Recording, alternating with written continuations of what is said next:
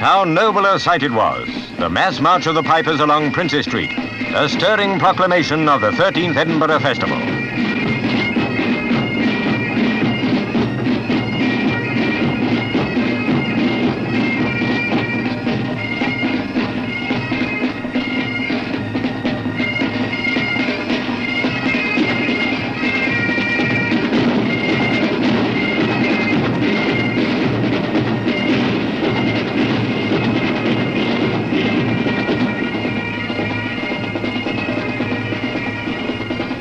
Edinburgh's own folk delight in the knowledge that for the duration of the festival, Old Reekie is the cultural capital of the world. To this beautiful city, lovers of the arts flock from a multitude of countries. Such is the reputation made in the few years since the festival was born. Not all the attractions represent the arts. Truly Scottish were the Edinburgh Highland Games at Murrayfield. Something of the very essence of the nation, much appreciated by visitors, especially those whose ancestors were of Scottish blood.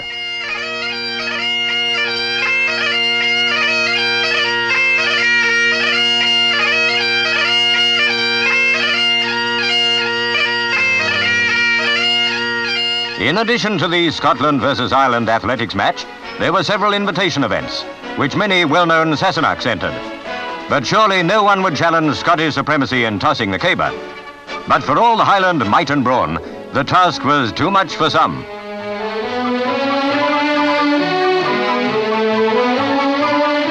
But at last the caber was conquered, a superb effort of strength, knack and timing.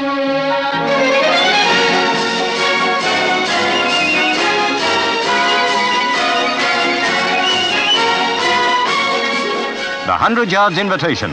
The former British 220 yards champion Dave Segal was the winner, time 9.7. There was a talented field in the invitation mile. The 11 runners rather crowded the 5-lap track. G.E. Everett upheld the honours of Scotland, but was unable to hold off the challenge of J.P. Anderson of the 3As.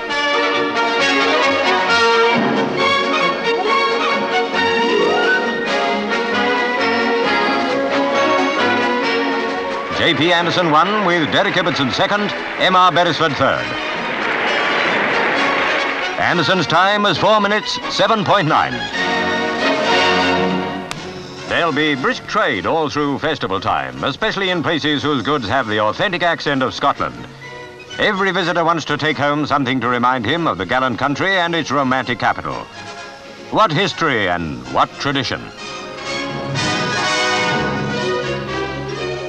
In aid of the Marie Curie Memorial Foundation, there was a fashion show at Adam House. Its theme, autumn and winter. Susan modelled Davos, an after-ski ensemble in Persian lamb and gabardine.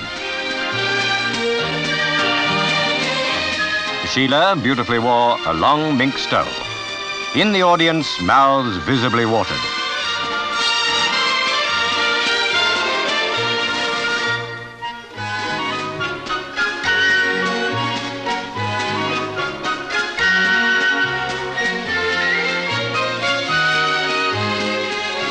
Shemmy, a restaurant dress in black crepe. In its own way, next winter looks like being as lovely as this summer.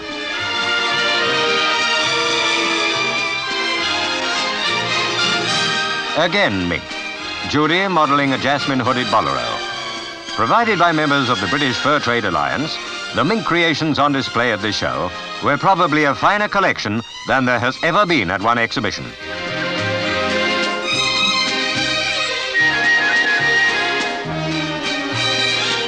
A full-length mink, tourmaline, would necessitate a lady's husband drawing a cheque for £5,500. And there wasn't a woman present who didn't mentally say, worth every penny.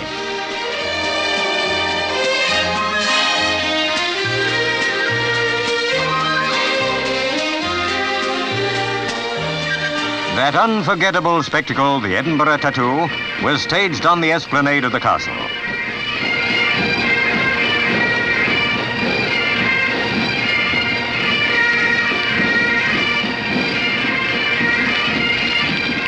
The Seven Spies, an Algerian cavalry regiment bringing to Scotland the breath of French North Africa.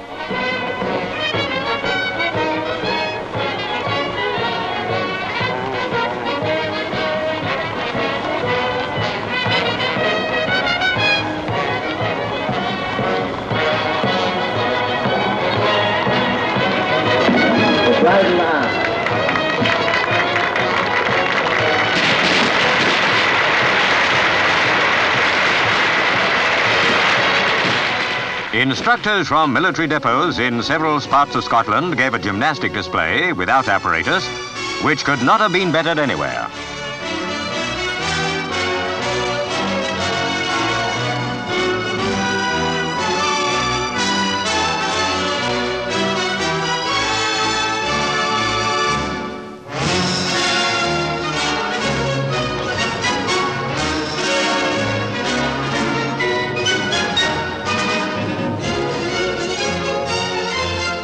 And here's something to stir the blood and linger in the memory of every visitor to the Edinburgh Festival. The massed bands of the Royal Marines, the Royal Scots Greys, and the Scots Guards.